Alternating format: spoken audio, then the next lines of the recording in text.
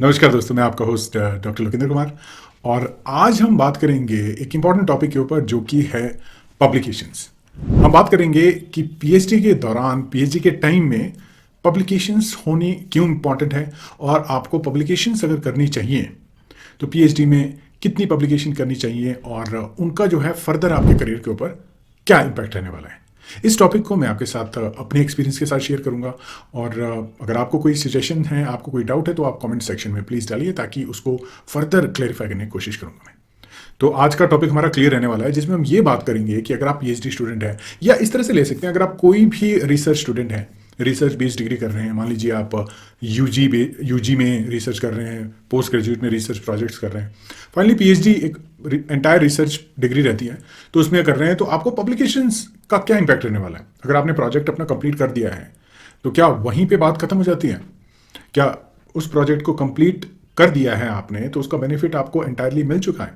तो ये कुछ चीज़ें आपको समझनी पड़ेंगी। देखिए, कई जगह पे आपको बगैर पब्लिकेशन किए भी वो पर्टिकुलर डिग्री यूजी पीजी के केस में मिल जाएगी, राइट। तो क्या पीएचडी के टाइम में अगर आपके पास मिनिमम पब्लिकेशंस हैं, क्या वो आपके लिए सही रहेगी बात, या आपको कुछ और करने की ज़रूरत पड़ेगी? तो इसी टॉपिक पर पिन पॉइंट करेंगे बातें, और इसी टॉपिक को थोड़ा डिटेल में लेके जाऊंगा मैं। जिन्होंने मेरे वीडियोस देखे वो जानते हैं कि मैं किस तरह से जो है कोशिश करता हूँ टॉपिक को एक्सप्लेन करने की, and this is my way. और अगर आपको कुछ क्लैरिटी मिलती है, अगर आपको कुछ समझ में आता है, so that is a win win situation for everyone, है ना। तो चलिए इसके ऊपर डिस्कशन शुरू करते हैं। एक एक पॉइंट को मैं रेज करूंगा कि जब भी रिसर्च प्रोजेक्ट करते हैं तो पब्लिकेशंस करने क्यों इंपॉर्टेंट होते हैं। तो एक एक करके हर एक पॉइंट को हम यहाँ पे डिस्कस करेंगे। सबसे पहला पॉइंट आता है इसमें कि जो डिग्री होती है, कई बार उसकी रिक्वायरमेंट रहती है कि आपको मिनिमम एक पेपर या मिनिमम 2 पेपर पब्लिश करने होते हैं। तो इसमें कई बार इस तरह से रेगुलेटरी जो हैं वो ड्रॉबैक्स रहते हैं या रिस्ट्रिक्शंस रहती हैं कि आपको जो है फर्स्ट ऑथर पब्लिकेशंस ही चाहिए तभी आपको डिग्री मिलेगी। तो एक तरह से उस डिग्री को कंप्लीट करने की प्रोसेस में आपको पब्लिकेशन चाहिए होती हैं। तो कुछ एक यूनिवर्सिटीज़ या इंस्टीट्यूशन इस तरह से भी कर सकते हैं कि अगर आपकी पीएचडी अगर आपको चाहिए तो आपको मिनिमम नंबर ऑफ पब्लिकेशंस ये जो है कंप्लीट करनी है। अगर आपको पीजी चाहिए तो मिनिमम नंबर ऑफ पब्लिकेशंस ये कंप्लीट करनी है। उसमें वो अपने बेसिस के ऊपर first author second author determine कर सकते हैं। और अगर आप देखेंगे गाइडलाइंस में कई बार ये ज़रूरी भी नहीं होता है, राइट, बिकॉज इसका भी एक इम्पैक्ट पड़ सकता है कि ओवरऑल रिसर्च की क्वालिटी किस डायरेक्शन में जा रही है। तो एनीवे, सो एक तरह की ये जो है ये क्लॉज हो सकता है उस पर्टिकुलर डिग्री के लिए जहां पे आपको पब्लिकेशंस चाहिए होती हैं। तो हम ये मान के चल सकते हैं कि अगर आपको रिसर्च बेस्ड डिग्री कंप्लीट करनी है तो उस डिग्री की रिक्वायरमेंट रहेगी कि आपको वो publication first author second author और जैसे भी जो भी उनकी तरह से उन्होंने डिज़ाइन किया होगा वो पर्टिकुलर क्लाउज, तो उस तरह से आपको जो है वो पर्टिकुलर रिक्वायरमेंट पूरी करनी पड़ेगी। तो ये रहता है हमारा पहला पॉइंट। तो यहाँ पे दूसरा जो इंपॉर्टेंट पॉइंट आता है वो है कंट्रीब्यूटिंग टुवर्ड्स नॉलेज। अब आपने नॉलेज जनरेट करना है तो उसके लिए पब्लिकेशंस बहुत इंपॉर्टेंट होती हैं, पीयर रिव्यू पब्लिकेशंस बहुत इंपॉर्टेंट होती हैं। अगर आपने पीयर रिव्यू के ऊपर मेरा वीडियो नहीं देखा है तो प्लीज़ उस वीडियो को देखिए। तो पीयर रिव्यू प्रोसेस फॉलो करने के बाद जो आपको पब्लिकेशंस मिलती हैं वो पब्लिकेशंस बहुत इंपॉर्टेंट होती हैं। तो ऐसी पब्लिकेशंस क्या करती हैं कि जो नॉलेज होता है, जो हमारे पब्लिक डोमेन नॉलेज होता है, उसका जो है उसका डेटा इंक्रीज हो जाता है। तो यानी अगर किसी ने इस लेवल तक रिसर्च की है तो जब आप उसको आगे लेके जाएंगे तो आपने रिसर्च में कुछ ऐड किया है। इसी तरह स्टेप बाय स्टेप जो है वो नॉलेज इंक्रीज होता रहता है और हमारी अंडरस्टैंडिंग उस पर्टिकुलर टॉपिक के लिए बढ़ती रहती है। तो बहुत इंपॉर्टेंट होता है कि उस पर्टिकुलर टॉपिक का अगर नॉलेज को बढ़ाना है, उसको उसका एरिया जो इंक्रीज करना है नॉलेज का, उसके बारे में ज़्यादा जानना है, तो उस पर रिसर्च करनी बहुत ज़रूरी हो जाती है। और रिसर्च जो है वन मैन जॉब नहीं है, उसमें बहुत सारे लोग काम करते हैं, बहुत सारे ग्रुप्स काम करते हैं, तभी उस पर्टिकुलर एरिया का जो नॉलेज है वो इंक्रीज होता है। तो ये बहुत इंपॉर्टेंट है यहाँ पे समझना आपको कि जब किसी एरिया का नॉलेज आपको एनहांस करना है, न्यू नॉलेज उसमें ऐड करना है, तो उसके लिए पब्लिकेशंस बहुत जरूरी है। मान लीजिए आपने थीसिस भी लिख लिया लेकिन आपकी peer review publication public domain में नहीं है, आपकी थीसिस पब्लिक डोमेन में नहीं है, तो वो कंट्रीब्यूट नहीं कर पाएगी, अनफॉर्चुनेटली उसको कोई पढ़ नहीं पाएगा। तो ये बहुत इंपॉर्टेंट रहता है कि आपको वो पर्टिकुलर डेटा, वो पर्टिकुलर नॉलेज पब्लिश करना होता है अपनी उस पर्टिकुलर रिसर्च प्रोजेक्ट के दौरान। नेक्स्ट जो पॉइंट है बहुत इंपॉर्टेंट पॉइंट है, हम इस सभी के लिए बहुत इंपॉर्टेंट पॉइंट है जो भी ग्रो करना चाहते हैं, जो भी अपने करियर में आगे बढ़ना चाहते हैं, तो उनके लिए पॉइंट है कि जब भी पब्लिकेशंस आप करते हैं तो आप अपने करियर को बूस्ट करते हैं, आप अपने जो एकेडमिक आपकी एस्पिरेशंस हैं वो बढ़ती हैं, आप अलग अलग जगह अप्लाई कर सकते हैं और चांसेस हैं कि आपकी सिलेक्शन होगी। मान लीजिए आप यूजी लेवल पे रिसर्च कर रहे हैं और आपने पेपर पब्लिश कर दिया है और अब आप पीजी करना चाहते हैं, राइट। तो उस सिचुएशन में क्या होगा कि आपकी जो पब्लिकेशंस हैं वो आपके फेवर में बोलेंगे, आपके फेवर में उसको आपकी जो पर्टिकुलर पोजीशन है जहां भी आपने अप्लाई किया है उसके लिए एक सपोर्ट सिस्टम का काम करेंगे। अगर आप पीएचडी में हैं, पोस्ट डॉक्टरल फेलोशिप्स के लिए या असिस्टेंट प्रोफेसर पोजीशंस के लिए आपने अप्लाई करना है तो वो पब्लिकेशन बोलेंगी और कोई कंट्रीब्यूशन नहीं होगी। एक स्पेसिफिक रिक्वायरमेंट होती है पब्लिकेशंस की, वो मिनिमम तो है पूरी करनी होती है। अगर आपने फर्दर रिसर्च करनी है तो आपकी जो पब्लिकेशंस हैं वो स्ट्रॉन्ग पब्लिकेशंस होना बहुत जरूरी है, अच्छी पब्लिकेशंस होना बहुत जरूरी है। अच्छी पब्लिकेशन से मेरा ये मतलब है कि अच्छे जर्नल्स में आपकी पब्लिकेशन हो, वो ऑटोमेटिकली जो है उसमें आपका एफर्ट जाएगा ही जाएगा और आपकी पब्लिकेशन जो है अच्छी कहलाएंगी। और साथ ही साथ आपके पास अगर authorship, first author, second author authorship उस पर्टिकुलर पेपर की है तो उसका ज़्यादा ऑब्वियसली इम्पैक्ट रहेगा अगर आपकी ऑथरशिप उसमें किसी और नंबर के ऊपर है। तो कोशिश कीजिए अपने पेपर्स जो हैं, जो आपके अपने रिसर्च प्रोजेक्ट्स के पेपर हैं, उसी में ही आप या तो फर्स्ट ऑथर होंगे, कॉरस्पॉन्डिंग ऑथर होंगे, तो उनको अच्छे जर्नल्स में पब्लिश करने की कोशिश कीजिए। वो आपकी प्रोफाइल को स्ट्रांग बनाएंगे और आपके चांसेस बहुत ज़्यादा स्ट्रांग हो जाते हैं बहुत सारी चीज़ों के लिए। चाहे आप किसी पोजीशन के लिए अप्लाई कीजिए, चाहे आप जॉब के लिए अप्लाई कीजिए, चाहे आप प्रोजेक्ट्स के लिए अप्लाई कीजिए, अगर आपकी पब्लिकेशन स्ट्रांग है तो दैट मीन्स आपकी एक इस्टेब्लिशमेंट हो चुकी है उस पर्टिकुलर एरिया में, आप एक अच्छे रिसर्चर हैं। तो अगर आप कोई भी प्रपोजल आप सबमिट करते हैं तो उसके चांसेस बढ़ जाते हैं, आप जॉब के लिए अप्लाई करते हैं उसके चांसेस बहुत ज़्यादा बढ़ जाते हैं। तो बहुत ज़रूरी है कि आपकी प्रोफेशनल ग्रोथ अगर आपने करनी है तो आपके पास हाई क्वालिटी पब्लिकेशंस होना बहुत ज़रूरी है। ये तो होगी करियर डेवलपमेंट की बात। नेक्स्ट बात आती है नेटवर्किंग की, which is different than the career development, right. यहां पे क्या करेंगे आप, जो दूसरे साइंटिस्ट हैं उनके साथ कोलैबोरेट करने की कोशिश करेंगे। अगर आपके पास अपना कोई डेटा नहीं है, अपना कोई रिसर्च बेस नहीं है, तो आप दूसरे रिसर्चर्स के साथ कैसे करेंगे कोलैबोरेट, आपके लिए बहुत मुश्किल होगा। तो अगर आपको दूसरे रिसर्चर्स को फाइंड आउट करना है, उनके साथ अपना जो रिसर्च एक्सपर्टीज वो शेयर करनी है, तो आप उनको इलेबोरेटेड ईमेल नहीं लिखेंगे जिसमें आप ये लिखें कि मैंने ये काम किया है, मैं इस पे काम कर रहा हूँ।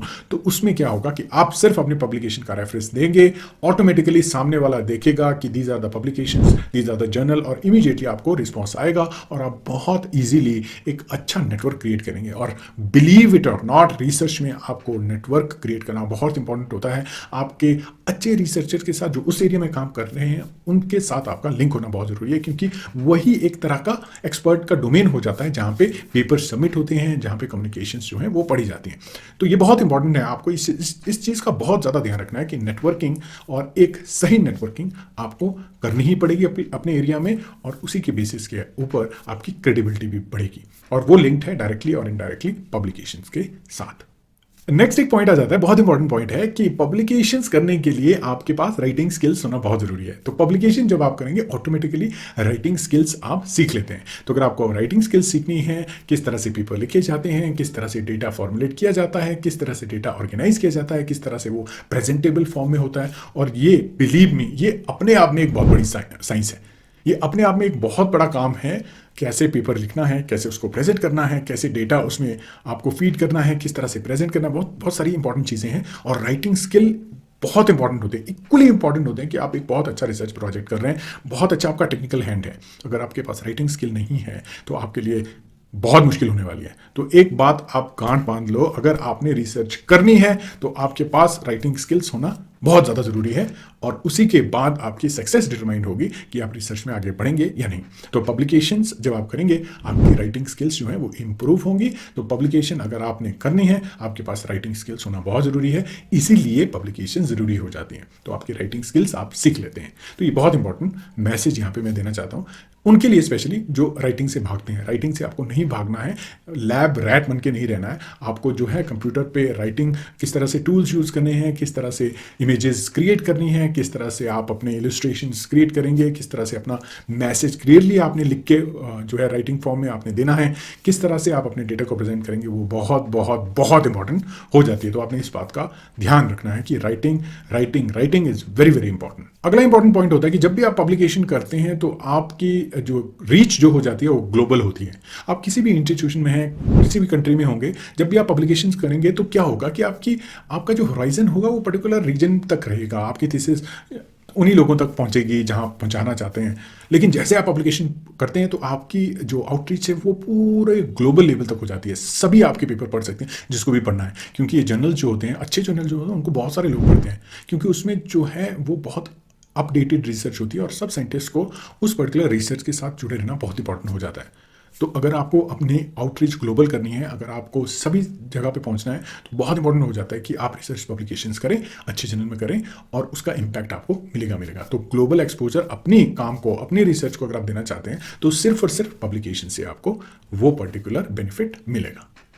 एक और बेनिफिट आपको पब्लिकेशन से मिलता है, वो आपका इंटेलेक्चुअल प्रॉपर्टी राइट जो है वो हो जाता है, क्योंकि आपने वो पब्लिश किया है तो हमेशा आपके साथ वो जुड़ा रहेगा। आपको अगर कोई अवार्ड भी मिलना है उस पर्टिकुलर पब्लिकेशन के लिए तो आपको मिलने के चांसेस इसमें ज़्यादा हो जाते हैं, क्योंकि आपने वैलिड कर दिया है, उसको अपने नाम से पब्लिश कर दिया है। तो आपकी जो इंटेलेक्चुअल प्रॉपर्टी है, जो नॉलेज है, जो आपने गेन किया है, वो आपने उसको सिक्योर कर दिया है पब्लिकेशंस के द्वारा। तो पेटेंट के द्वारा उसको बहुत ही एक्सक्लूसिव वे में आप प्रोटेक्ट करते हैं। पब्लिकेशंस के द्वारा कुछ एक क्राइटेरिया जो होते हैं जर्नल के अकॉर्डिंग, वो काफ़ी फ्रीली अवेलेबल होता है नॉलेज, लेकिन क्रेडिट आपको मिलता है उस चीज़ का। तो ये बहुत इंपॉर्टेंट है कि आप अपने नाम में उसको जो है वो वैलिडेट करें, तो उसके लिए पब्लिकेशंस करनी बहुत ज़रूरी हो जाती है। देखिए, बहुत ऐसी चीज़ें हैं जो पब्लिकेशंस के साथ जुड़ी हैं, जो हमने डिस्कस की। हमने बहुत सारी चीज़ें डिस्कस की जो आपके करियर के लिए बहुत इंपॉर्टेंट है, आपकी अगर आप फंड्स के लिए अप्लाई करें बहुत इंपॉर्टेंट, जॉब के लिए अप्लाई करें बहुत इंपॉर्टेंट है। ओवरऑल बहुत सारी चीज़ें आप सीखते हैं, दूसरों को आप बताते हैं कि देखिए कौन कौन सी चीज़ें मैं कर सकता हूँ, मैं कर सकती हूँ। तो उसके लिए पब्लिकेशंस बहुत इंपॉर्टेंट है। आपके अपने जो सेटिस्फैक्शन है उसके लिए बहुत इंपॉर्टेंट है। तो अगर आप साइंटिस्ट हैं तो साइंटिस्ट में एक कैपेबिलिटी हमेशा और इंटरेस्ट हमेशा रहता है कि अगर उनकी पब्लिकेशन आती रहें तो वो सेटिस्फाई रहते हैं। तो एक पर्सनल सेटिस्फैक्शन बहुत इंपॉर्टेंट हो जाती है, पब्लिकेशंस के द्वारा वो फुलफिल हो जाती है। तो पर्सनल सेटिस्फैक्शन को अगर फुलफिल करना है तो पब्लिकेशंस बहुत जरूरी है। आपको ऐसे लगता है कि मैंने जो रिसर्च की है मैंने वो ऑल्सो शेयर भी किया लोगों के साथ, तो आपको एक अपनी तरफ से एक पर्सनल सेटिस्फैक्शन आती है। तो वो बहुत इंपॉर्टेंट पॉइंट हो जाता है आपकी जॉब के लिए, एज ए रिसर्चर के लिए। बिकॉज रिसर्चर्स क्या हैं, वो रिसर्चर्स सोसाइटी के लिए काम करने वाले लोग होते हैं। उनका कोई कमर्शियल बेनिफिट ज़्यादा नहीं रहता है, उनका ज़्यादा इंटरेस्ट एकेडमिक रिसर्चर्स की बात कर रहा हूँ, कमर्शियल रिसर्चर्स का ऑब्वियसली रहेगा क्योंकि सारा जो काम है उनका उसी के ऊपर डिपेंड है। अगर एकेडमिक रिसर्चर की जो कि मैं हूँ, उनका क्या रहता है कि ओवरऑल जो भी वो काम करें वो पब्लिक के लिए हो, लोगों के बेनिफिट में हो, लोगों को उसका बेनिफिट मिले। तो ये बहुत इंपॉर्टेंट हो जाता है कि साइंटिस्ट को एक पर्सनल सेटिस्फैक्शन मिले और उनके नाम पे वो चीज़ आगे बढ़े, उनको उनका सोसाइटी के लिए कंट्रीब्यूशन हो, अपनी कंट्री के लिए कंट्रीब्यूशन, अपने रीजन के लिए कंट्रीब्यूशन हो। तो ये सारी चीज़ें बहुत इंपॉर्टेंट हो जाती हैं एक साइंटिस्ट के लिए, इसीलिए पब्लिकेशंस बहुत ज़रूरी होती है। तो आई थिंक बहुत सारी चीज़ें हमने डिस्कस की, कुछ एक बातें आपको ध्यान में रही होंगी, कुछ नहीं रही होंगी। आप फिर से इस वीडियो को देखिए, आप नोट्स बनाइए, जो भी कीजिए, रिसर्च आप कर रहे हैं तो एक बात ध्यान में रखिए कि हाई क्वालिटी पब्लिकेशंस करनी ही करनी है, अच्छी पब्लिकेशन करनी है। मल्टीपल लो क्वालिटी पब्लिकेशंस करेंगे कोई फायदा नहीं होगा। आप एक पब्लिकेशन कीजिए, लेकिन पब्लिकेशन ऐसी हो कि लोग उसको पढ़ें, पढ़ते ही रहें, उनको समझ में आए कि एक प्रोजेक्ट में बहुत मेहनत की गई है। और जब आप ऐसा काम करेंगे, लोग उसको पढ़ेंगे, तो आपकी क्रेडिबिलिटी और आपकी मेहनत का फल आपको ज़रूर मिलेगा। तो इसी मैसेज के साथ आज का वीडियो यहीं पे उसको रोक देते हैं, विराम देते हैं इसको, और इसी तरह के इंटरेस्टिंग टॉपिक और भी लेके आऊँगा मैं। और 101% श्योर हूँ मैं कि वो आपको एक तरह से मोटिवेटेड रखेंगे, आपका इंटरेस्ट बना रहेगा साइंस में, रिसर्च में, और आपका ओवरऑल नॉलेज भी बढ़ेगा। बहुत सारी चीज़ें मैं डिस्कस करता रहता हूँ और बायो साइंसेज से रिलेटेड बहुत सारे टॉपिक बनाता रहता हूँ, वीडियोस बनाता रहता हूँ टॉपिक्स के ऊपर। और उम्मीद करूँगा कि अगर आपको फ्यूचर में भी अगर कोई वीडियोस इसी तरह के देखने हैं, कोई टॉपिक आपको पसंद है, तो प्लीज़ मुझे आप मैसेज कीजिए, कमेंट में डालिए, कोशिश करूँगा उस पर्टिकुलर टॉपिक के ऊपर आपके साथ बातें कर सकूँ। तो इसी मैसेज के साथ यहाँ पे वीडियो को रोक लेते हैं और उम्मीद करूँगा कि आपको लाउड एंड क्लियर मैसेज मिल चुका है। मैसेज ये है कि जब भी रिसर्च करनी है तो उसको पब्लिश जरूर करना है भैया, ऐसे नहीं छोड़ना उसको। अगर आपने ऐसे छोड़ दिया उसको तो कोई और उठा के उसको पब्लिश कर देगा, आपको क्रेडिट भी नहीं मिलेगा। अपना ध्यान रखना है, रिसर्च करनी है और साथ ही साथ पब्लिकेशन के ऊपर भी फोकस करना है और मेहनत खूब करनी है, क्योंकि उसी चीज़ का आपको बेनिफिट मिलने वाला है, राइट। तो ये बहुत इंपॉर्टेंट है और आप उसके लिए बहुत मेहनत लगेगी, मेहनत के लिए तैयार रहना है, उसके लिए बहुत एफर्ट आपको करना पड़ेगा, आप उसके लिए भी तैयार रहेंगे। लेकिन एंड में जो आपको फ्रूट मिलेगा वो वर्थ होगा, बिलीव मी। तो उससे आपको बहुत सारा फायदा भी होने वाला है, not only regionally but internationally. तो ये बहुत इंपॉर्टेंट इंपैक्ट आता है पब्लिकेशंस का। तो तब तक के लिए मुझे आप प्लीज़ इजाज़त दीजिए। मैं मिलूंगा अगले वीडियो में, जहाँ पे हम इसी तरह की इंटरेस्टिंग बातें जो हैं वो डिस्कस करेंगे और आपके करियर और प्रोफेशनल ग्रोथ के लिए भी आगे बहुत सारी चीज़ें हम डिस्कस करने वाले हैं। उम्मीद करूंगा आपको वीडियो अच्छा लगा होगा। लगा है तो प्लीज़ चैनल के साथ जुड़ें, वीडियो को लाइक करें, चैनल को सब्सक्राइब करें, और मेरी तरफ से बहुत बहुत शुभकामनाएं आपकी रिसर्च के लिए। धन्यवाद दोस्तों।